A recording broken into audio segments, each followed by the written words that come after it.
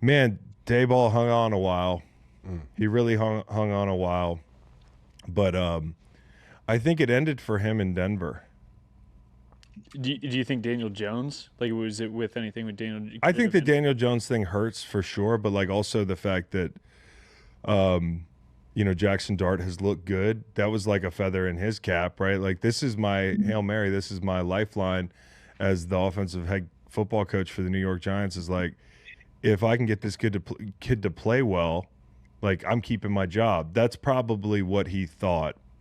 And somehow he's lost his job, but the kid has played pretty well out of the gate.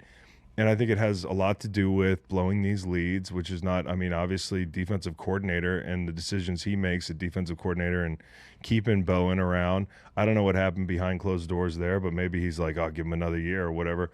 And that hasn't worked out, and they've blown leads and they've mismanaged games and there've been injuries. But I also think there's an opportunity cost. Like, like you're sitting there and you're thinking, okay, I've got my franchise quarterback in Jaxson Dart. I have a dynamic young running back in Cam Scatterby who's going to be, healthy at some point. I've got Malik Neighbors, most importantly, who is a generational talent outside. And I've got this fucking great defensive line that got pressure all day yesterday, but can't find a way to win that game because the secondary is terrible and defensive scheme's terrible. So I think the GM stays. I think Joe Schoen should stay. And I think he should be involved in the process and picking the new head coach. And I think it should be a defensive head coach. I do. I'm just now. I know there's the whole thing about, like, once you hire a defensive head coach, your offensive coordinator, if the quarterback's any good, gets him promoted to being a head coach within 2 to 3 years, and you got to go through this whole thing at quarterback again. But I look at Jaxson Dart as a lower end franchise, like a lower end. Okay, I will say this. He's not like one of these guys that I'm like, oh God, I got to set the table around this guy for the future. Like, the hire is directly related to the quarterback. I think it's Bo Nix, kind of. I think he's. Would you say he's got more potential than Bo Nix? Okay, I do, and I'm not, and that's a compliment because Bo Nix is 1-0. Is what is the Broncos' record right now? Just kidding, huh? What's the Broncos' record right now? 7-2, 8-2. 8-2. And Bo Nix could hone his game a little bit, and they leave a lot of money on the table there. But I think Jaxson Dart's got a chance to be a good player. I do think, though, with the front you have and, the culture you want to build, like, a defensive head coach would be fine. And, like, there are names like Jesse Minter. It's also a lot easier to peg, like, the next defensive head coach. And that's kind of in vogue. Like, look at what Mike McDonald did up in Seattle. Like, dude, like, I think he's got a chance to be one of the best coaches in the league. Already is. Yeah.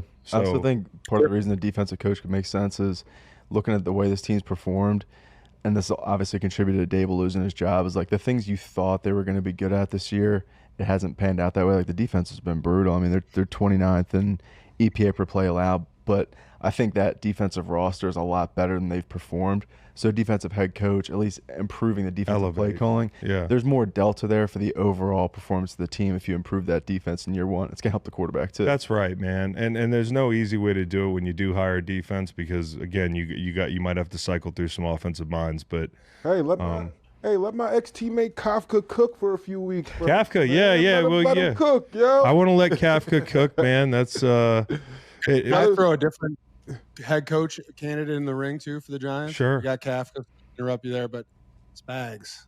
Spags. I'd love to see Spags head coaching job.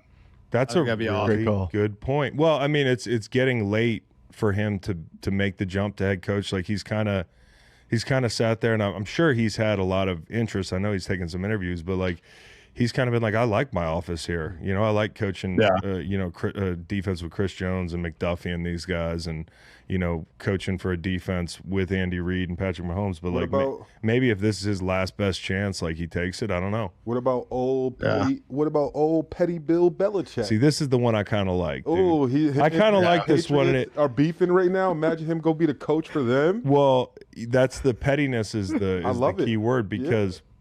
Yeah. It would start to make sense that maybe, like, I'm not saying that he did the UNC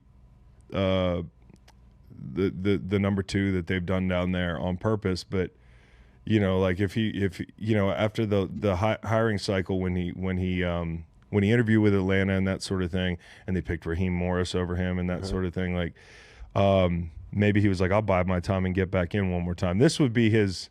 I mean, if he wants to coach again, it'd have to be soon. And I don't know, but it is a fun thing to think about. It would. He was the DC there for 5 years and enjoyed a lot of success. It's someone like him. He's like, oh, I could do a lot of stuff with that defense. Yeah, but then but then for them, like, again, we have the same conversation where it's like, well, Bill, you don't get to buy the groceries and cook dinner. You just cook dinner, and you have to stay out of the offense. Like, you have to let whoever we pick to be the offensive coordinator be the offensive coordinator. And I don't know if Bill would go for all that.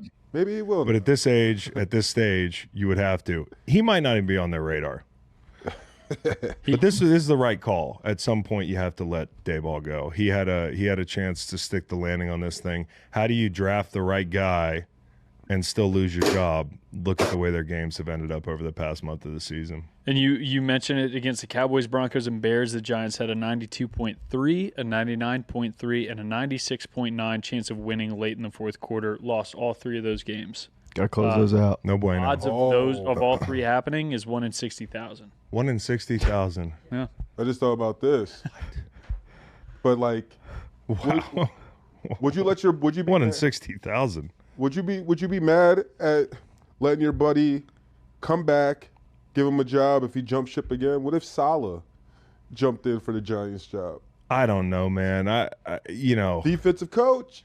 No, I mean, I don't dislike the defensive head coach thing, and I'm not well versed enough in like the business of football to know who they're talking about this morning in the facility. But I do think defense would suit them fine. I love their front. I love their front. I do.